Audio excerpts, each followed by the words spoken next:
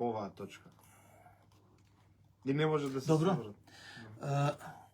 Почитувани слушатели, како што најавив, денес во студиото со мене е Игор Аврамовски Александров. Игор, добар ден и добре дојде на Македонската радио програма. Добар ден, добро ве најдов. Имено јас те поканив заради инет, односно беше кај мене најсилно она што на 27. јануари во Република Македонија Свети Сава, српскиот патрон на Српската православна црква, се славеше во Република Македонија. Беше поглаварот Порфири, беше поглаварот на Македонската православна црква. Поканата спрема медиумите е од еден од пратениците или заменик министерот со српската заедница нормално во Република Македонија, Стоилковиќ, така? Да. Сега, кај мене е загонетна работата, зошто во Македонија да се слави патрониот празник на Српската православна црква. Што има, например, во Република Македонија повеќе отколку во Србија, Црнагора, Босна и Херцеговина или тие како што ги викаат српските земји. Види, во принцип јас не гледам зошто било која верска заедница не може си ја слави својата религија, своите светци, своите историски ликови на црквата. Во Македонија се залагам за право на слободна верска самоопределба, барем до оној степен до кој што самоопределбата не ги нарушува правата на останатите религии во земјата, во државата. Но кај нас има многу подлабок проблем од тоа. Ова е, ако се гледа ова што го спомна за славењето на Свети Сава во Македонија во контекст, треба да појдеме од фактот дека ние имаме моментално наводно нова македонска автокефална православна црква, која што е создадена мислам 2022 година со томос на Српската православна црква, томос кој што вели дека со него се создава нова македонска православна црква од она што досега биле српски епархии во Македонија, значи епархии на Српската православна црква во Македонија, односно во Северна Македонија, како што пишува во томосот, кои што добиле широка автономија во 59 година, сепак како српски епархии во Македонија, да не заборавиме, не како Македонска православна црква, како српски епархии во Македонија, што значи дека до тогаш православната црква во Македонија била српска.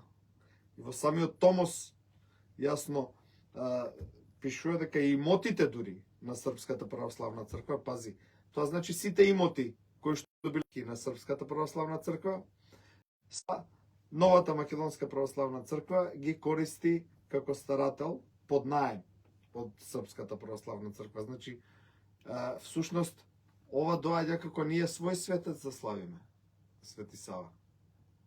Ако ние до значи, ако ние до 2022 сме биле Српска православна црква, ние значи свој светец славиме. И сега не е тука проблемот во тоа што српската заедница. Затоа го поставив и прашањето зошто токму во Република Македонија треба да биде главната церемонија. Не е проблемот што Српската православна црква си го слави Свети Сава во Македонија и што си кани и своји клирици од Србија, не гледам проблемот тоа. Проблемот е во начинот на кој што Македонската православна црква или македонските национални и црковни представници постапуваат во оваа ситуација. Значи, јас се залагам за добри односи и со Србија, со српскиот народ и со сите соседни народи на македонскиот народ. Мислам, тоа е потребно за нашата за нашиот долгорочен просперитет и нашата безбедност, но не на ваков начин, каде што сме ние понижени и излегува дека ние сме сега некое српско чедо кој што вчера пораснало и добило ново презиме фактички. Ако со таков однос на Српската православна црква, јас не сметам дека ние треба воопшто да ја уважуваме како било каков авторитет. За жал, преку ние Томосот- имаме наши да. владици кои што ја третираат всушност како да не е мајка црква, така да нема што да се лутиме ние на тоа што дошол тука српски владика или што српската заедница го поканила, ако нашите владици Тоа се, извини. кои што треба да Се бидат извинувам. Да видам само што е. Ало? Ало? Ало, исто ти се меша станицата и интервју и музика. Како? Се меша. Веројатно е друга програма, исто. Добро, фала, благодарам многу. Ќе мора да ги прашам да го запрат, да ја запрат програмата, за тоа време ќе емитуваме песни.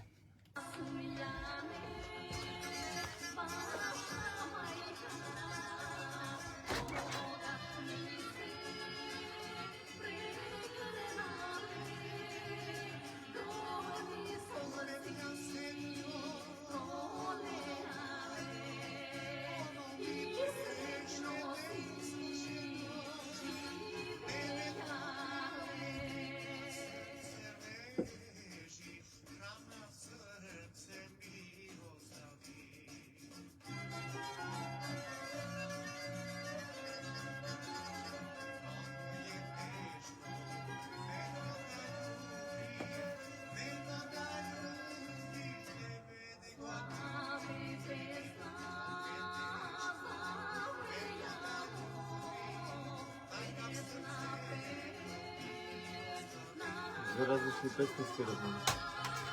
Два канала имаше стигане.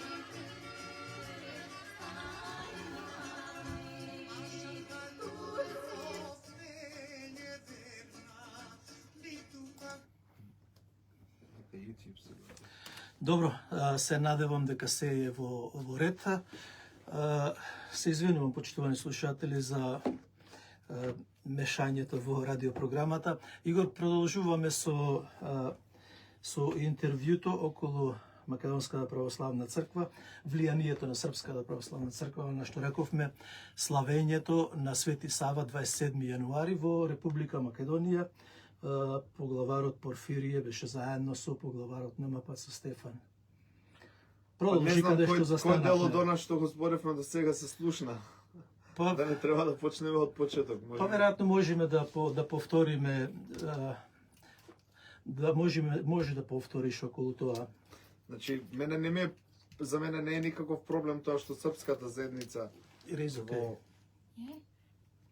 во Македонија си го слави Свети Сава и што си кани дури и своји владици од Србија. Проблем е што владици на Македонската православна црква, клирици на Македонската православна црква, всушност веќе прифатиле дека ние сме биле до вчера Српска православна црква и дека сега сме нова автокефална православна црква. Така да, всушност, они Свети Сава го слават како свој, како наш светец, а не како светец на соседната Српска православна црква. Затоа што, знаете, кога излезе Томосот за наводната автокефалност на Македонската православна црква, која што наводно била призната, демек старата автокефалност кога ги била призната. Тоа беше во мај 2022 година. Да, тогаш можеше да речеме, ајде, некои луѓе не го прочитале, па се избрзале да се радуваат дека Српската православна црква ја признала автокефалноста на Македонската православна црква, која што не ја признаваше до тогаш, нели, од 67 прогласена. Но сега некои луѓе кои што наводно се прават патриоти, уште да го игнорираат фактот дека според тој Томос ние сме биле Српска православна црква до 22 година и дека од тогаш од српските епархии во Република Северна Македонија произлегува нова автокефална православна црква, да го игнорираат тоа и понатаму. Така пишува, нели? Така пишува многу јасно. Значи на почетокот на Томосот пишува дека Томосот се однесува на статусот на српските православни епархии во Македонија, кои што во 59-та добиле така наречена широка автономија. Добро, сакам, Статус кој што го признал нашиот синод, статус кој што го признал владиката Стефан, дека за таква црква се носи сега одлука да стане автокефална православна Се црква. поништува ли историјата? Па едноставно се фалсификува историјата. Се фалсификува историјата со историја, онаа познатата четничка, да речам, историја, според која што македонците се српски народ, Македонија е Јужна Србија, православната црква во Македонија, барем во Република Македонија од секојаш била српска, и дека ние сме новосоздадена нација. Се на таа новосоздадена нација, всушност, они им даваат црква. Истиот однос што го имаат кон црногорците, всушност. Ете им признаваат, нели, дека имаат нова црногорска нација, ама историски се срби. Тоа е фактички односот на српската православна Добро, црква таму кон имаат црногорците. повеќе, како да кажам, изворно да бараат, бидејќи Свети Сава е син на Стефан Немања, роден е во Црнагора. Ама прво не е битно ни Свети Климент, ни Свети Сава, ни Свети Наум, чиј син бил во тој период, затоа што во тој период црквата не била поделена на национална основа. Православната црква не била поделена на национална основа, како што е денес. Сосема различна политичка структура или политички контекст имало тогаш. Проблемот е во тоа како тие ликови денес ние ги толкуваме. Односно, каква символика ни носат нас денес. Значи, српската црква го слави Свети Сава не како православен светец, туку како српски светец. Има разлика, нели? Не како општо православен светец, туку како српски светец.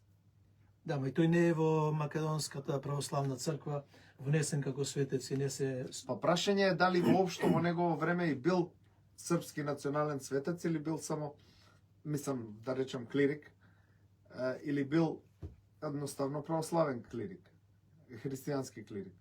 Тоа е прашање. Дали српската нација во тоа време постојала онако како што постои денес и дали во тоа време црквата имала национален статус како што има денес. Па станува збор за 1219 година. Значи во средниот век, кога немаше нации, имаше империи. Како да ви кажам, значи луѓето кои што нас во име на Македонската православна црква не убедуваа, например, дека ете кога нели кој излезе комуникето од Вартоломеј, дека он не прифаќа нас во, не знам, евхаристичко единство, како беше зборот. Да, а не сакаше да се служи. Да, а не сакаше да го употреби името Македонска, па дури и рече дека Стефан се обврзал да не го користи името Македонска. Нели тогаш наводните експерти по канонско право ни тврдеа дека според каноните нема национални имиња на црквите, така? Да. Епа ако нема според каноните национални имиња на црквите, ако тоа е некоја нова појава, од каде во 13 век српски светец?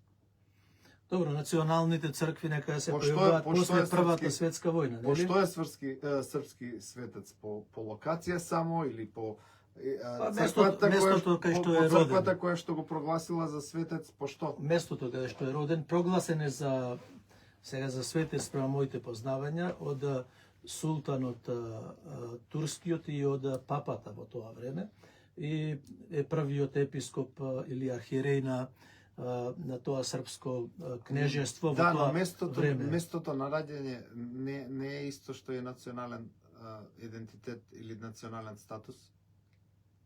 Тогаш што се Кирил и Методи? Грчки? Па не се или грчки, македонски? Па денес е Грција тоа, ете, по денешната политичка ситуација тоа е Грција, а ние си го знаеме на етнографска основа дека е Македонија, така? Да, и дека се македонци. И дека не биле Грција многу јасно. Да. Да биле Грци немало да го шират јазикот што го ширеле, мислам, тоа е апсурд. Така? Да. Во секој случај, доставаме на страна тоа што самата... Во Македонија, да, во Македонија има 3 скоро српски епархии преку Зоран Вранишковски, и тоа беше попуштањето од МПЦ Зоран Вранишковски, кои со православна Охридска архиепископија, нели се отцепи од МПЦ, и во Република Македонија беше како легална црква која сослужува со сите православни цркви, а МПЦ дека беше копилето, така да речам, со други зборови, народно. НМПЦ се третираше како расколничка црква од Да. страна. И А сега има ли некое навестување дека се доаѓа по имотите, како што пишува и во Томосот? Дел од црквите и велат дека се српски. Нема дел од црквите. Во Томосот Од се вели храмовите. дека храмовите на Српската православна црква во Македонија остануваат собственост на Српската православна црква, а новата автокефална црква ги има на користење како старател. Така пишува. Нема разлика меѓу едни и други. Значи, според одправен аспект, Томосот е пред тебе го цитираш тоа. одправен Така? аспект, да. Одправен аспект. Според содржината на Томосот, тука не се прави разлика меѓу еден или друг храм, туку всушност сите православни цркви во Македонија што биле таму до 22 година се сметаат за дел од српските за дел од српски православни епархии во Северна Македонија, затоа што на тоа се однесува Томосот на целата територија. А понатаму се вели дека тие храмови, значи српските православни храмови во Македонија остануваат припадност на Српската православна црква, а новата автокефална црква ги има на користење. До сега немаме ниту една изјава официјална од Светиот Синод на Македонската православна црква во која што се отфрла ваквото толкување или ваквиот доделен статус, да речам, на Македонската православна црква. Значи, зборуваме сега за документ на кој што нашиот архиепископ и синодот, барем онака како што знаеме јавно, се повикува како извор на автокефалноста на Македонската православна црква. Тоа дали требало Цариград дополнително да го признае или не е посебно прашање. Да, Но тоа факт е- сакав и Но тоа. факт е дека и тоа дополнително признание што го бараат од Цариград се темели на овој документ. Овој е ма, документот кој што се бараат, всушност да се утврди дека ние сме биле Српска православна црква до 22 година, дека сме нова Македонска православна црква и дека нашите храмови се припадност на Српската православна црква, а ние само имаме право на нивно користење, додека тоа ни го дозволува Српската црква. И сега, дали Српската црква се обидала да ги одземе, да назначи нови свештеници, до сега не е битно. Битно е дека во секое време може тоа да го направи. Значи, дали само ќе го кажем- направи зависи од политичката клима. Не можеме ние да мислиме само на денешната политичка клима. Ова доаѓа некако, сега ми доаѓа во памет дека е трет некаков предавнички договор покрај бугарскиот договор 17 година, преспанскиот договор во Нивици 18 година, 22 година со Србија. Значи, ова е сето ова е И дел од формирање на некаква нова нација, како што еве веќе германците не викаат северно македонци, Австрија не вика северно македонци и многу други. Значи, ова е дел од една општа политика која што трае подолго време и која што ја водат сите соседни окупаторски земји, да речем, на Македонија, вклучувајќи ги и Албанија, и Грција, и Бугарија, и Србија. Нели сите си бараат свој парче, а тие бараат свој парче врз основа на тезата дека не постои домороден македонски народ. Албанците си велат дека тие се домороден народ тука, нели? Србите велат дека тие се, всушност дека ние сме само срби кои што се отцепиле, бугарите истото, грците заедните, оние кои што прифатиле да бидат гркомани, велат дека се грци, иако може би зборуваат словенски, кој знае од каде, нели? Додека останатите се доселеници, дошлаци, српски или бугарски, така? Сите имаат иста теза во однос на тоа дека македонската нација или македонскиот домороден народ не постоеле до сега, дека се вештачка творба.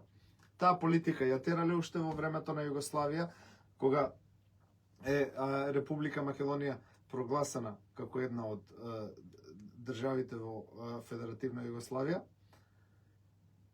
си продолжува и понатаму. Истата теза, дека Тито нели ни ја создал нацијата. Дури имавме и македонци во времето на Југославија, кои што и дури и да не зборува изричито дека Тито ни ја создал нацијата, најмногу требало на Тито да му бидеме благодарни што имаме Македонска република. А не на партизаните, на македонците. Или на тие што се бореле цел век пред тоа за таква И држава. дополнително, Така да, бидејќи ќе одиме на другото и само прашање, уште нешто да кажем. дополнително, Дури и Српската црква може да, зависно од волјата и расположението на тие што ја водат, може никогаш да не реши дека сака да ги стави црквите во Македонија, во Република Македонија под директна контрола, во смисла да назначи своји свештеници.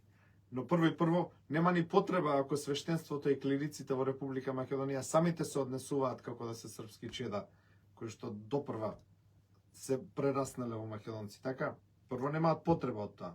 Кога има тука клир кој што се однесува на некој начин вазалски или квислиншки. Второ, и да имаат потреба, може не постои политичка клима во Македонија. Знаеме дека судството и извршната политичката власт во Македонија не се поделени, но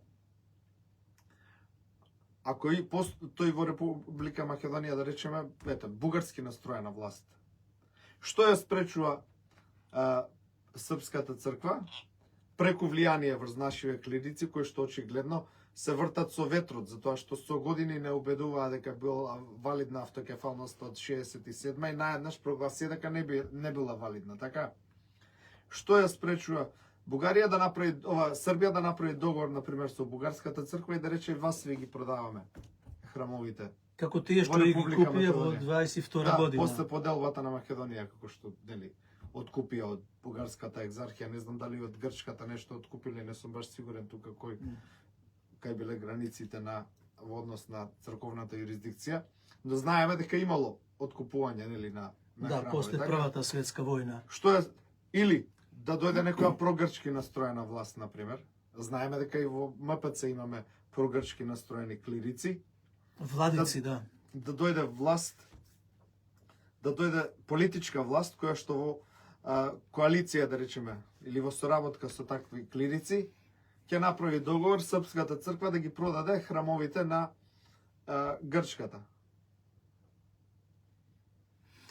Да, можна Значи, интересно. сето тоа е можно во ситуација кога ние не сме свесни дека ние како македонски народ, како македонска нација сме собственици, од нас произлегува Македонската православна црква и ние сме должни да ја заштитуваме, а не да препуштаме некој друг во наше име тоа да го прави, со скриени агенди, со скриени и тесни интереси.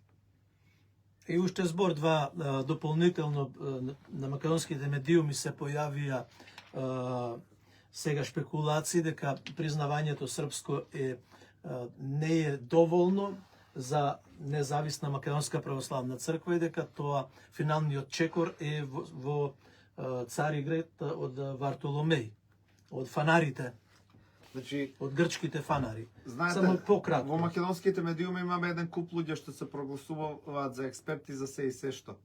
Но ако сакаат да зборуваат за канон, зборот канон значи закон, правило, така? Да. Нека ги цитираат правилата за кои што зборат. Зошто зборуваат на празно само? Според кои правила е тоа така? Значи, Нема правило. нели прво нели самиот Вартоломеј во комуникето тогаш кога демек не прими во евхаристичко единство како православни верници, ама не како македонци и демек со обврска да не го само за сослужување. Нели он во самото комунике каже дека канонско-административната состојба ја препушта на преговори со Српската православна црква. Да, така беше, да. Така Значи, е, всушност, така е. ставот на Цариград до тогаш беше исто така дека црквите во Македонија се под српска юрисдикција. Ако се под српска юрисдикција, тогаш од каде е надлежен Цариград да им признава автокефалност или да им одбива автокефалност, ако Српската православна црква така решила. Значи се измислуваат правила еден куп експерти од една и од друга страна како што им одговара на политичката наклонетост на денот. Добро. Ниту едните, ниту другите, ниту просрпското крило, ниту прогрчкото крило, а под просрпско крило можете да опфатите и проруско, оние кои што се занесуваат, што мислат дека Русија ќе не спаси, како што се занесувале многумина и во времето на ВМРО и во времето на партизаните, па на крај се разочарале.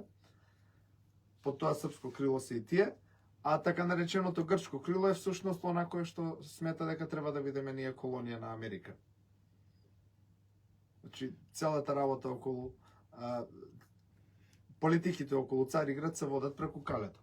Добро, ајде да одиме на другото прашање, бидејќи времето изминува. Состојбата овде во Австралија после блажено упокојувањето на митрополитот Тимотеј, кој со неговото доаѓање 2012 година се дојде до некаков мир помеѓу верниците и управите на македонските православни општини овде во Австралија.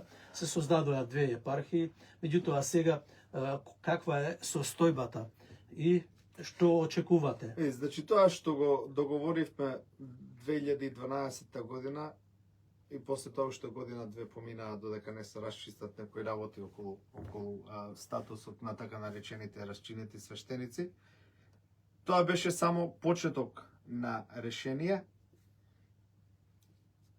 но далеку од конечно решение на суштинските проблеми заради кои што бевме во таква ситуација како што бевме. Мислам, ние имавме темелни грешки уште во самото воспоставување на Македонската православна црква во Австралија, кој што еден човек како Петар ги злоупотреби, а утре некој друг како него може да ги злоупотреби.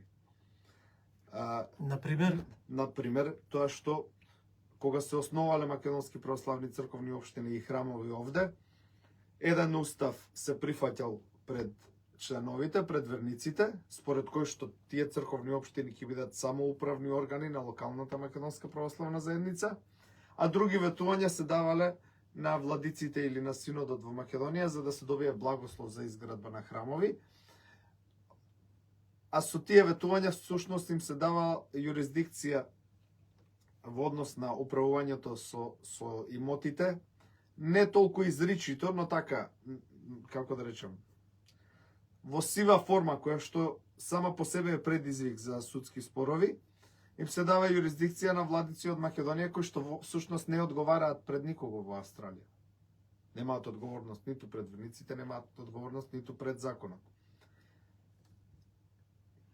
Значи, луѓе кои што мислат, луѓе кои што водат политика на купи ден продај. Кажи му на овој тоа што сака да чуе, кажи му на овој тоа што сака да чуе, дали е тоа осогласено или не, нека се секира некој друг сега. Ние дур сме тука, ќе има мир. На таков начин се воспоставувани општините. Не сите, ама оние кои што беа во најголема опасност од судските после 74 година. Да, на таков начин се воспоставувани. Таква беше и Света Петка во Роктайл, таква беше, мислам, и Свети Никола во Престон. Свети Илија. Свети Илија, ама оние кои што најмногу настрадаа со судски спорови беа Свети Никола и Света Петка, кај што се влечкаше судот 16 години. Значи, ние требаше да ги решиме тие прашања еднаш за секојаш, да има еден устав кој што и за општински устав зборуваме сега, црковно-општински, и за епархиски устав, да биде истиот прифатен и од локалната заедница и од синодот.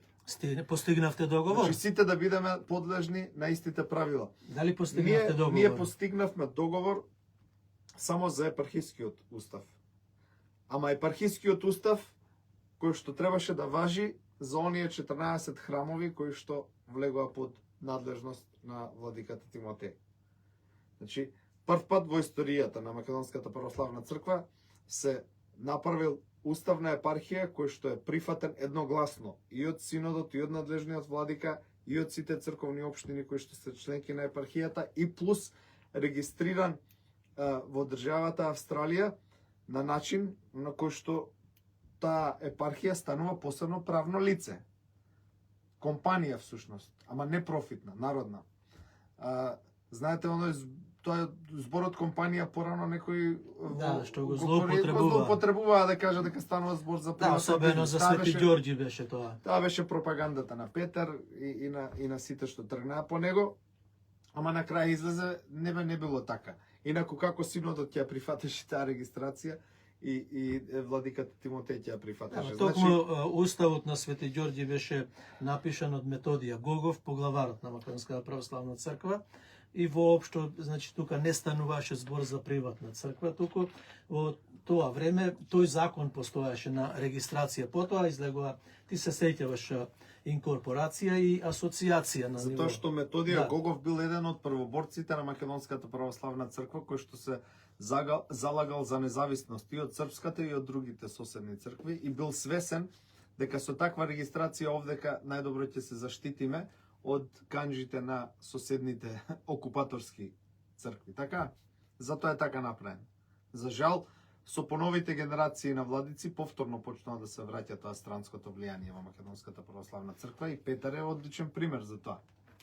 Затоа тој е еден од главните кои што најмногу се фали со томосот од православна црква, затоа што тоа е реализација на неговиот став всушност кој што го криеше од јавноста во Австралија со години дека автокефалноста од 67 година прогласена не е валидна. Да, токму и Вранишковски е негово чедо. Па затоа И сега- Вранишковски да, и сега сега- од него си доби епархија, така? И од него, да, во Демихисар, сакам за слушателите да знаат, Зоран Вранишковски има дел од епархијата на владиката Петар со градот Крушево, Демихисар и се наоѓа неговата канцеларија во Нижополе, во Битолското село. Сега каква е вашата состојба? Што ќе добијате? Сега каков владика ќе добијате? Значи вака, само да докажам што почнав. Ние започнавме Да, еден имаме 6-7 минути. започнавме еден процес на решавање, но за жал не го завршивме. Како прво владиката Тимотеј уште на почеток каже дека он нема ниту здравствена состојба, Состојба, да. ниту енергија, ниту желба да ги решава до крај сите прашања, дека ја прифаќа таа функција привремено, додека не се назначи некој трајан владика кој што ќе ги реши работите до крај.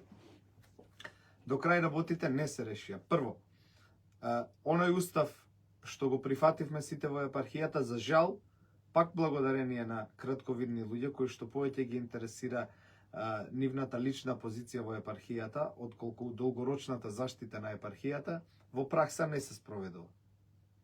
Нема да навлегувам во детали сега, но слободно нека дојде било кој представник од оние кои што сега се представуваат како управен одбор на епархијата, па може заедно да зборуваме за тоа дали во пракса се спроведува уставот кој што инаку лично го зацртував не сам во консултација со други адвокати, во консултација со други општини и во кој што вложив многу години труд и саможртва во однос на тоа да рискирам да бидам плукан на секаде, па да треба да преговарам со конфликтни со луѓе од Страни, да. конфликтни интереси, да ме убедуваат дека залудно го правам тоа, дека никогаш нема да се случи, да треба всушност да се борам против сите совети, дека е невозможно.